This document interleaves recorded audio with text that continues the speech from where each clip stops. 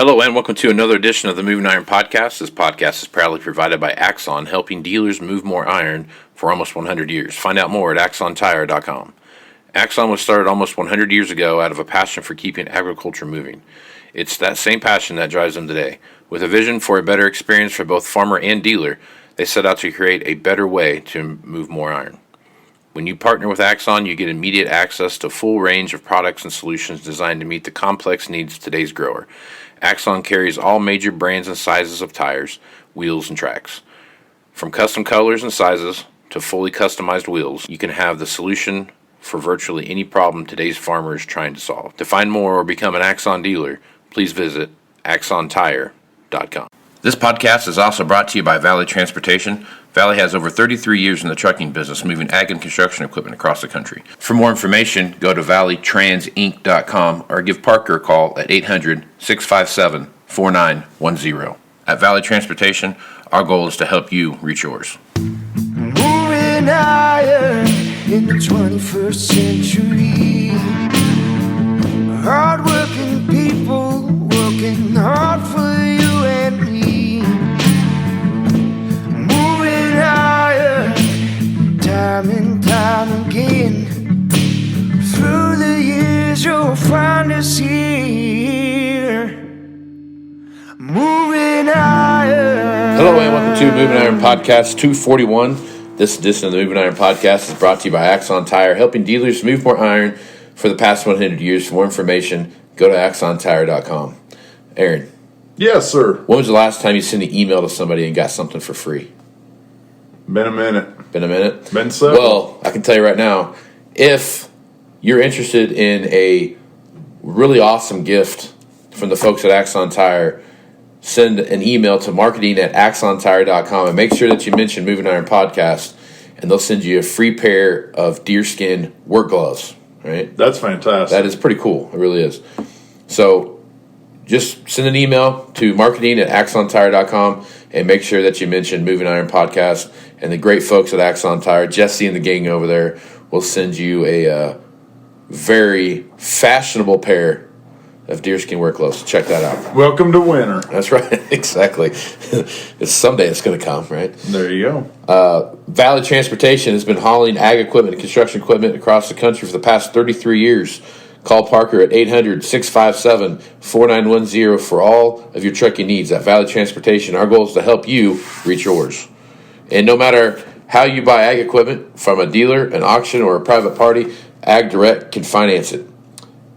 You can even apply online at agdirect.com. So for more information, go to Axon. Go to Axon. Go to agdirect.com, and you can get yourself all of your financing options out there for the world to see. So make sure you check that out at agdirect.com. As you can tell, Aaron Fiddle's back with me here. He's the official co-host of the Moving Iron Podcast, by the way. So I'm just going to go ahead and slap that on there. Just waiting for the badge in the mail. That's right. That's right. He had about Oh, shit. What's that? Just like on favorite TV show, I could have a bulletproof vest, and instead of saying livestock commissioner, it could say co-host. I can walk around and do whatever the hell I want. As long as we're recording, I guess. Yeah. Yeah, I mean, you go anywhere else. We'll just do like some kind of live feed all the time. You could wear that. If you wear that co-host of Moving Iron Podcast on a jacket and took $100 with you, you could get a steak anywhere at any steakhouse. Not any, but most. Welcome to the Dutton Ranch.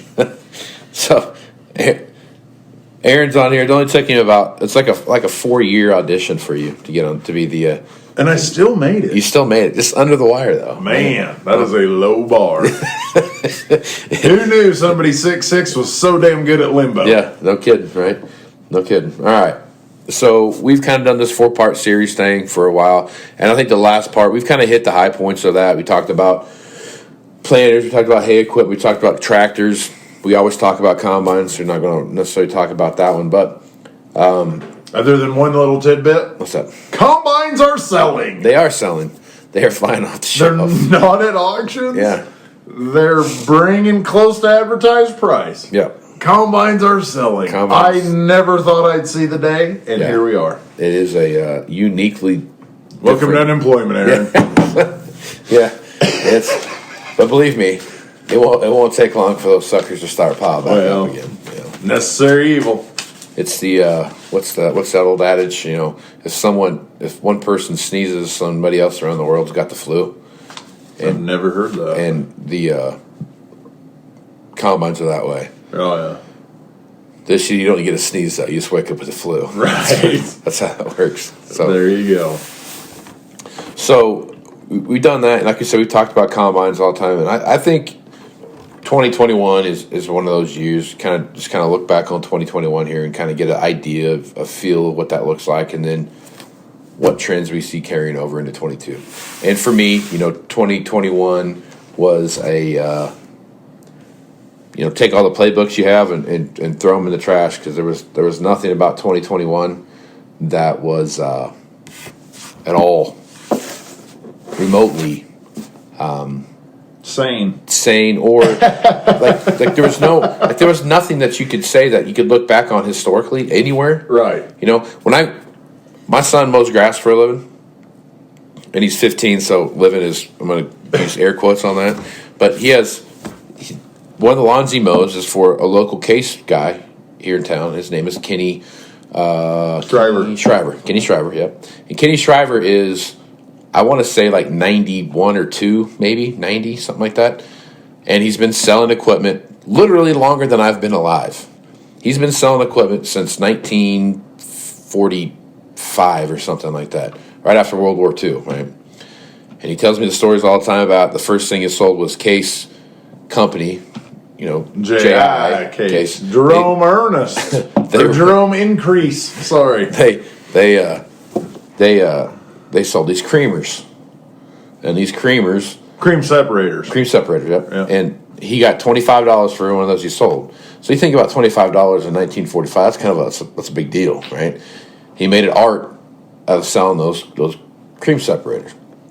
So I asked him, I'm like, Kenny, I've never seen this before, but I've only been doing this for, 15 years.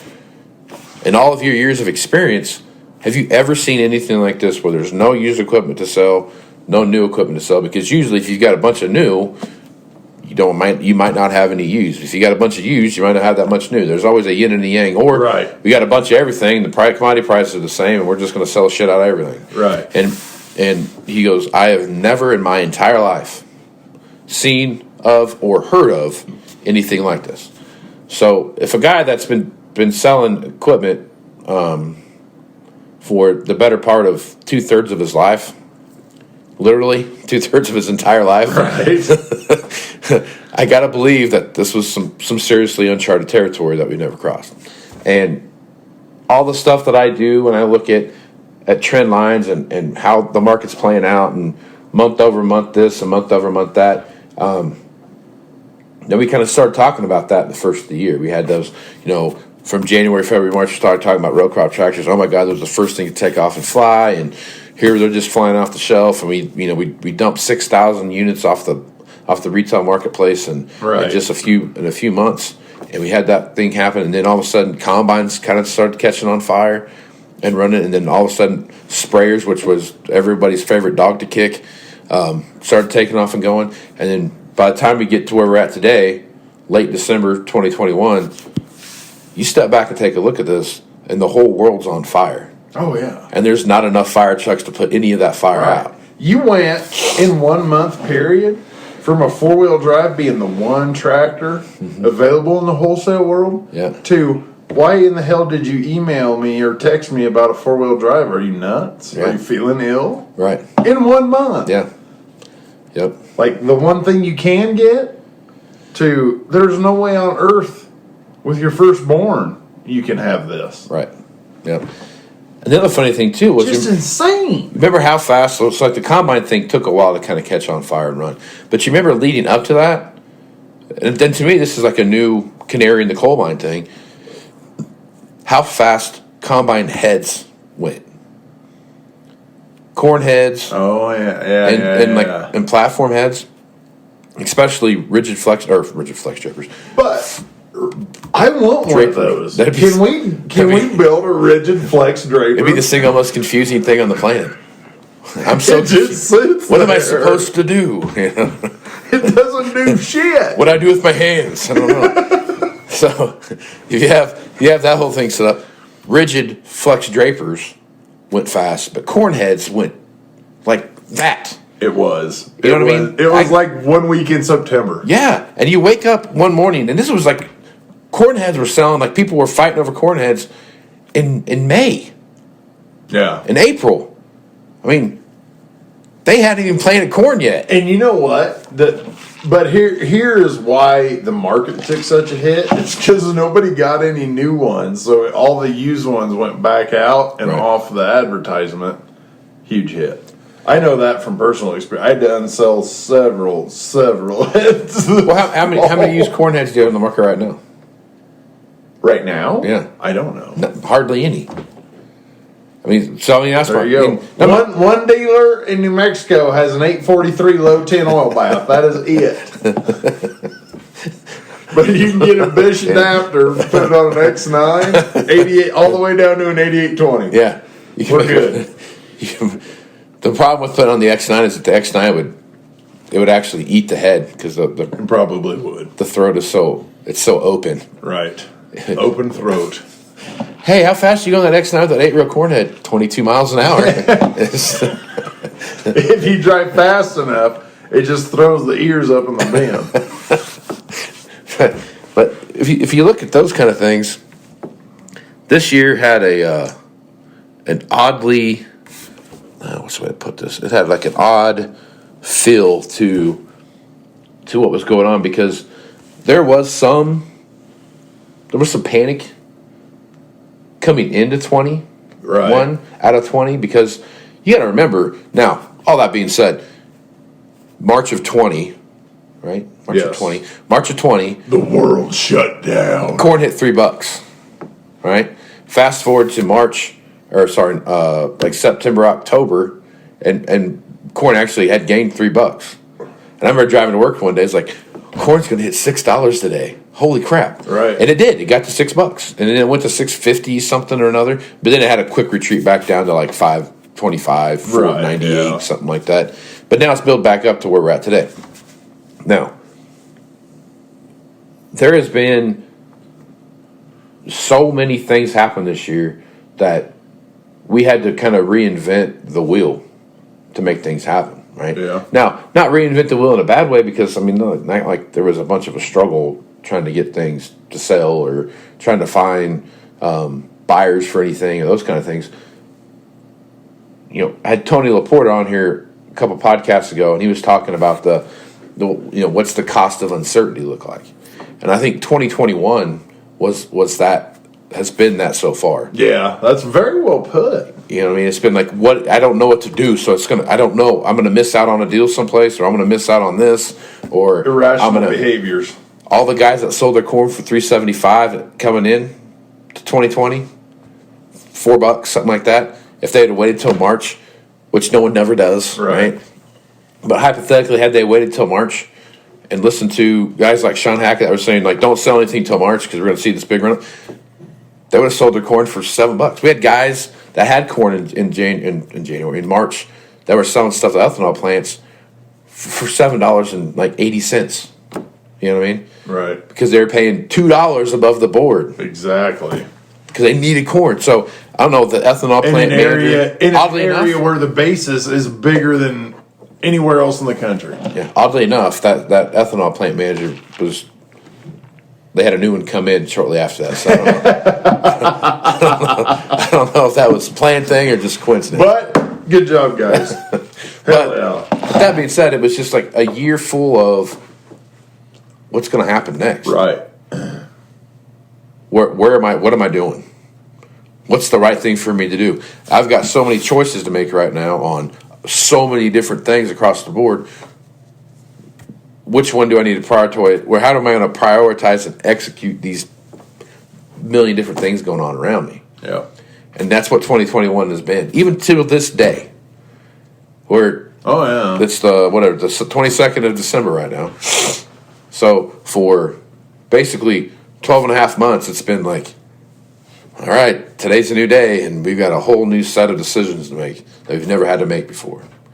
What's the right one going to be? Right. It's a crazy year. Absolutely crazy. Crazy in a fun way, though. You know what I mean? yeah. Because, I mean, we're in our profession, we're in a bang out. Like, you really can't do anything wrong. Right. Yeah. I mean, you can, but if you just wait long enough, it makes it right. Yeah, exactly. Man, it wasn't like in for that 2014. in May. Oh, welcome to October. I would like that tractor. Terrific. Remember in 2014, we were like, all right, so here's it is today. We think it's going to be here in 6 months. Yeah. Or it was there in 30 days. Next month. Yeah. And we're like, okay, we're pretty sure in like 3 months from now, it's going to be bam, based on where we're at now. Okay, 3 auctions ago it was this, 2 auctions ago, 1 auction ago, so that exponential explosion, like from like in 2014 of like March of 2014, when all those planters hit the market and through auction. Oh my God! That exponential explosion of, okay, this in March this same planter sold for $100,000. The exact same planter in September is selling for like $40,000. Right. $100,000 swing in planters over a course of a year. So bad. And you couldn't give them. You just could not give one away. No, a 24-row planter. Yeah. And look where we are today. Yeah. Doesn't matter how old it is because they'll throw whatever on it. Yep. But my God, man, if you're even close since that day, well, everybody purging them. It worked. Yeah. Hate to say it. It did. Now, when we get back to a normal economy and a normal inventory level in the dealer world, normal, which we're a ways from, Right. everybody go dump your combines quick and we'll fix the combine problem forever, too. Yeah. Yeah, that's the thing, too. That's the one thing that going into 22 that I'm paying attention to is how fast do combines pile up and when does that start? It's always the first thing that piles up. Oh, yeah. Always the first thing. I mean, there was a combine problem 3 years before there was a planter problem. Oh, there was a combine problem decades before there was a planter problem. A perceived combine problem, right? Because we were having those conversations in 2012 and 2013. No, I mean back in the 90s. Oh, sure, yeah. The 9600s that, I bought this 2 years ago for $150 and now it's worth $35. Yeah. Like, holy, that was the ass kicking of all time. So I think in 22. Did the industry learn? No. They're called 12s and 13s and they're referred to often on this podcast without very much love. Yeah, and I think, and I don't know if they ever will. I don't think as the industry we're ever going to. All of a sudden someday, like a 13's cool. No, I don't think. I mean, when it comes to looking at inventory, I think it's going to be hard to ever pull back the rein. You know, I've used the analogy several times that in 2012, the rocket ship was off the rails, and it was just going so hard and so fast straight up that it still had enough, glide path to just keep going and going and going because it took off so fast and so hot and heavy that when it started making that curve back down, we'd already had a problem for 2 years. Oh, I get it. You see what I'm saying? Yeah. I mean, think about it. We were auctioning combines in 2012. Oh yeah, 70s were piled up. You're right. We were taking them to auction, and we were losing 30 and 40 and 50,000. Hell yes, lots and lots of 70s. Yes. The golden child now. Yeah. God, just imagine you put all them in a shed. But what was the driving factor of that? On-farm income was high. Everybody's buying new. Right. Nobody wanted to buy a used one, right? No. And the guys that did want to buy a used one, I mean, they were few and far between. It's just how it was. But that trajectory, and the world was their oyster because sure, it was. Sit around another couple weeks, they might drop the price again. I remember I spoke at a conference in 2013. I don't remember where it was at, but I was speaking at it and I was talking about used equipment and, hey, we got some issues to start thinking about, and the leasing thing kind of started to fall into play, and you mentioned that in 2020 a pandemic would take over the world and there would be a massive microchip shortage. There was not quite that in tune to the market then. But I was talking about leasing was kind of starting to ease its way into the conversation, right? And I remember sitting there, a guy was like, what's the best thing I need to do with my equipment? I'm like, dude, that totally depends on your market. I mean, I can't tell you what the best thing for you, because it's not a cookie cutter, man. Right. What's good for you is not good for me. If you're a high equity person and you want to go to lease stuff, that's not a good idea. Right. Because you've got all this equity that you're going to lose. Run the other way, man. I mean, so your equity position should allow you to run your equipment cheaper because of where you're at equity-wise, right? That worked for a couple of guys in like 15, 16. Exactly, yeah. There were a lot of guys that chewed up equity because it was $35,000 a year to run a combine. Right. And then they got to that end of that 3-year thing, and they're like, okay, cool, so I'm going to go ahead and...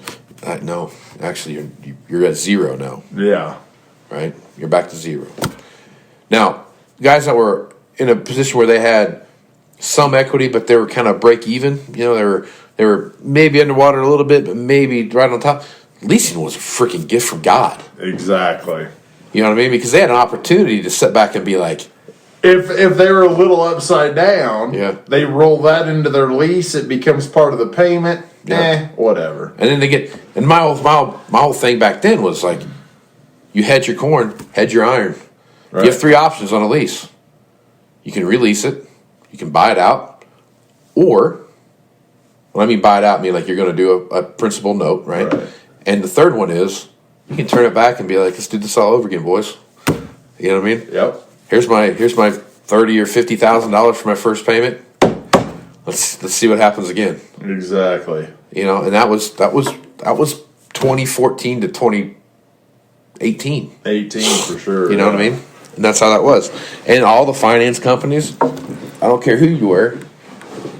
Think about how many phone calls we were working used equipment, you and me. How many phone calls we'd get from some leasing North Alaskan financial leasing company. You ever think about getting into this ag finance thing? And, we'd like to get your business if we could do that. I'm like, what are you talking about, dude? I mean, you know how many people are doing this right now? Right. I mean, I know, I get it. I mean, there's always a guy that's late to the party, but when you're calling me in 2018 and you're like, hey, I'm really thinking about getting into this ag leasing thing. What do you think about it? I'm like, it's like you and 500 other people, man. Find a DeLorean, brother. No kidding. Find a You DeLorean. need to go. You're like. Where the hell's Doc Brown? Dude, you're like Nelson trying to play hair band music in '93. You know what I mean? Like you just sit around listening to them tapes all day. You're just a little bit too late. You know what I mean? So I think there's this. I never, in all of our years, and the period of time which we were 6 inches apart, never knew that someday this podcast thing would happen and our Nelson discussion would appear on it. We're going to have a podcast and like several years in, this whole Nelson discussion will come in and be like, no shit, sign me up, man. It's like you have Smells Like Teen Spirit, and then the very next video on MTV is After the Rain by Nelson. Right. Total, like, you could not, then Soundgarden right after that. Yeah. Was that an old Poison video? Yeah. Or what was that? Yeah. I'm not sure. They're like the guy at the party that is like, you find this guy again? But yeah, dude. But he brought bottles of beer. Like, he's going to give everyone beer out of a bottle, nonetheless, right? All right, fine. Nelson can come and play. That's where we're at. But I think, you look at all those things that were going on, and now the leasing thing, because of equity position, this kind of thing, leasing's really not something I even recommend to people anymore. So it's just one of those things. Well, by the time you run a payment and you run a purchase payment. Right, yeah, exactly. It's about the same. So why would you not build equity when you lease? I get exactly. all that. Now, the flip side of that is, what's that look like going into 22? I don't think it changes much, but it wouldn't at all surprise me to see a supply of combines late 22 going into 23, that we don't see like a huge pile up of combines, but we start seeing like combines are starting to kind of you do have to wonder about that, just given the substantial amount of new sold coupled with the lack of a combine problem in the used market tells you that they're being bought substantially daily. So I could get on board with that. I think you're going to have you're going to see the first you're going to have a guy behind the steering wheel problem. Yeah, I think so. I think you'll have. You start seeing the signs of that a little bit. I know me personally, I've traded a lot of 70 and older on S7. Right. Now, the one thing that I can say about this that I think there might be some level of, you know what, I think that I can get this combine. Say there's a particular combine available today, and then I'm going to order a new combine. I'm going to get this combine that's available today, trade my combine in on this one because I'm going to max out my equity position, and then I'm going to jump into this combine over here, and I'm going to ride that train until my new one comes in the fall or whatever. I got to go through the spring or whatever. Right. Or I'm going to ride that through all of 22, and in 23 my new one shows up, and lo and behold, the cost of operation to run that 22 or that 2021 and 22 that had hardly any hours on it because they showed up late in 21. Right. My cost of operation, my depreciation is next to nothing because of where the market's at. Yeah, but You know what I mean? in conjunction with your slight pile up at the end of 22, that would defunct that. But I don't think that the market's going to catch it. I got you. When I look out my window and I see two combines sitting out there that I don't know who I'm going to sell them to, I'm not worried about that. Right. When I look out my window and I see, what used to be a hedgerow, it does, got. I can't see the highway. Yeah, the shadow from the combines killed the hedgerow type of thing. That's when I start to worry. When you have a combine section of your lot, that's when you have to worry about that. Because usually the combine section is like those auction videos you see where there's like to the horizon point, there's just like this long line of combines. And they're like, this is going to be a good sale. It's like, no, it's not. Right. It's not going to be a good If you're sale. buying a combine, it is. I mean, yeah, if you don't be the first one to buy a combine. Right. Wait till like the 7th or 8th or 10th combine, and then jump in. You're going to get a deal. Yep. Right? Absolutely. Because the first 5 that go are the ones everybody wants anyway. They've got the whatever, and they've got the hours, and they got this. Those are the ones people came to show up for. It's the next 15 that are like, I guess I'm here. Yeah, if you can fold the bin down and not push a button, right, there's a deal for you today. Right. And I think that's what that 2022, you and I will have a conversation in December of 22 that I think goes around. I'm starting to see a few combines piling up a little bit here and there. First of all, you have more faith in our friendship than I do because that's a year from now.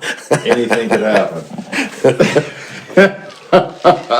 Second of all,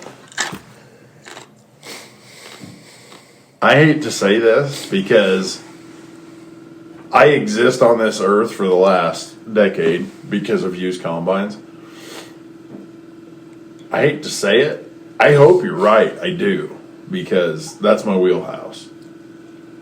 But I don't think that's going to happen. I think we're going to. I can totally see it just due to front lines every day and knowing what's gone from us, what through the years is a problem, and what through this year is not even here. Right. Yeah, things are awry, if you will. Yeah. And I think that specifically. And I think part of it might be the panic stuff, I don't know. But I think that specifically is why your point would work.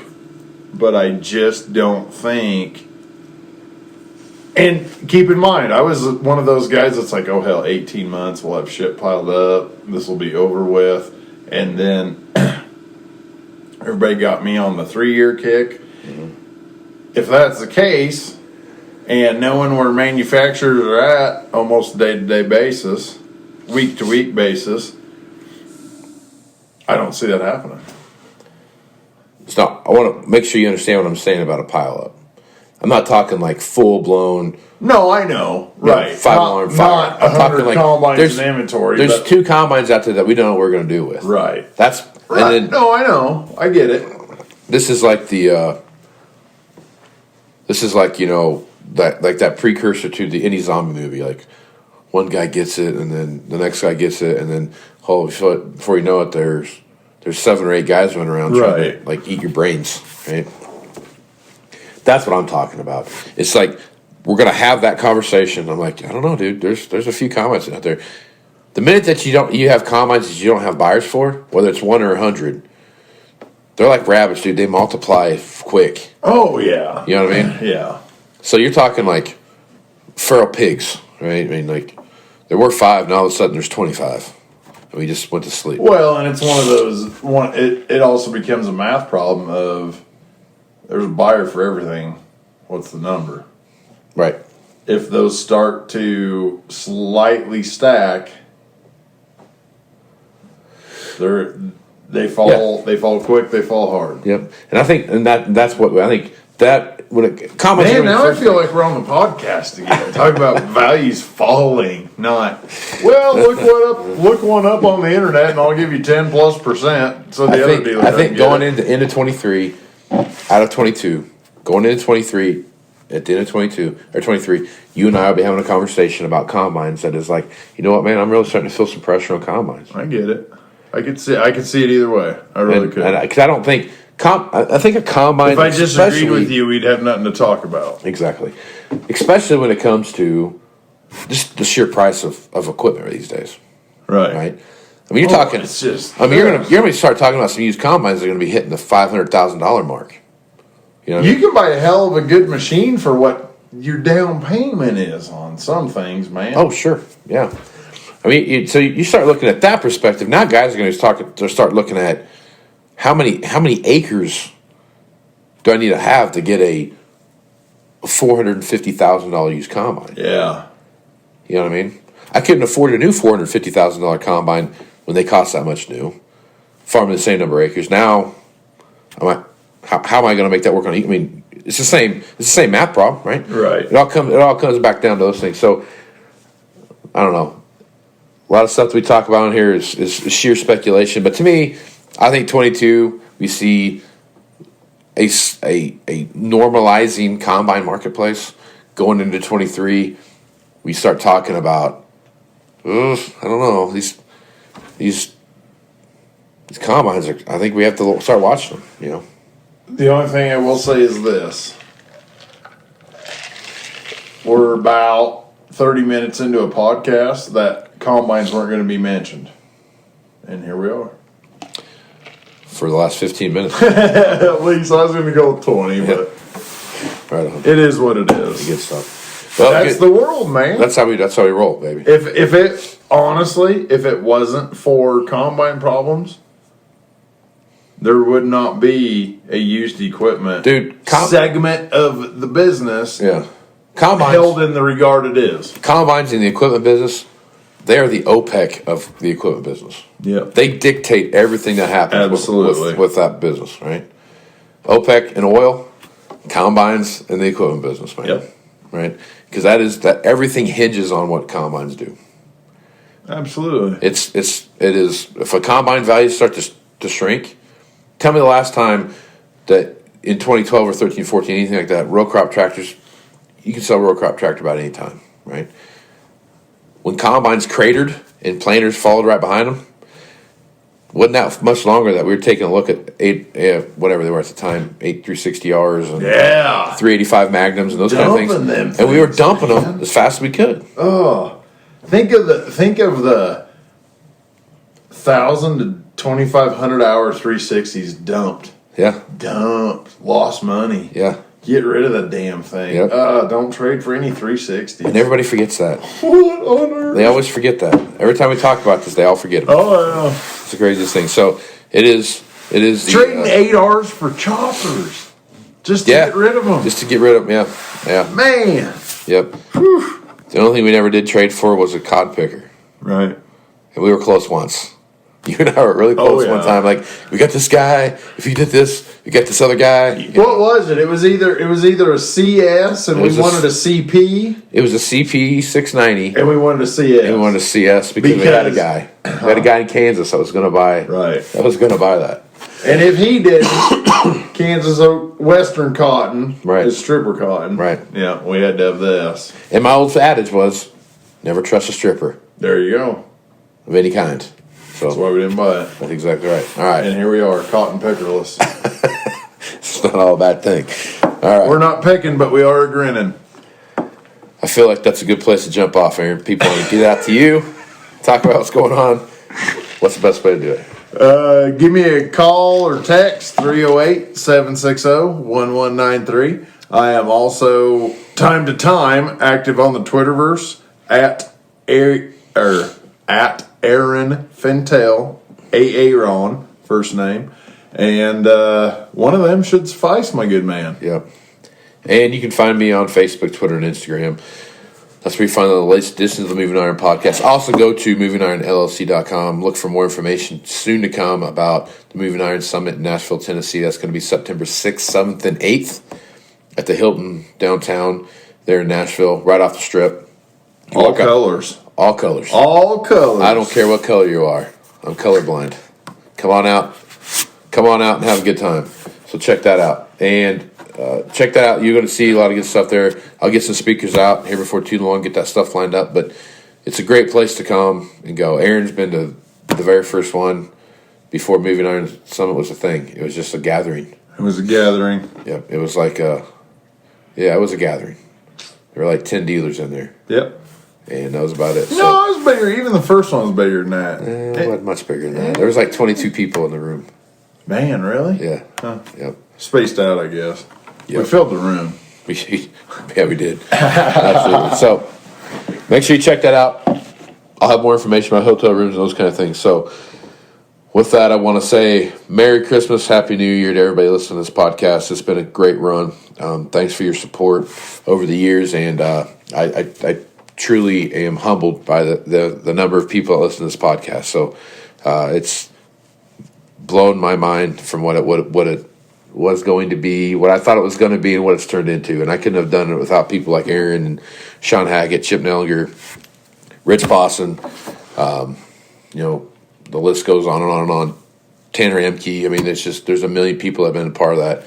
I want to thank Exxon Tire and Valley and all the people that have been a part of this podcast for a very long time. Dawson Tire, all those people like that have been a part of this podcast forever. And I couldn't do it without you guys, so I appreciate all your support and help. So with that, I'm Casey Seymour with Aaron Fennell. Let's go move some iron, folks. Out. You want to have a meaningful competitive advantage to help sell more equipment. Whether you represent the sales, parts, or management department of an implement dealership, there's a surprising amount of complexity when it comes to tire, wheel, and track technology. Let Axon worry about that so you can get back to supporting your customers. Axon has leveraged years of experience to create a streamlined process that gives you a proven path to help today's grower and sell more equipment. The roots of their organization go back almost 100 years to the invention of the rubber tractor tire. Supporting agriculture is the number one driver of Axon, from product development through sales and service. To find more or become an Axon dealer, head over to axontire.com. This podcast is also brought to you by Valley Transportation. Valley has over 33 years in the trucking business, moving ag and construction equipment across the country. For more information, go to valleytransinc.com or give Parker a call at 800-657-4910. At Valley Transportation, our goal is to help you reach yours. Moving iron in the 21st century. Hard-working people working hard for you and me. Moving iron time and time again. Through the years you'll find us here.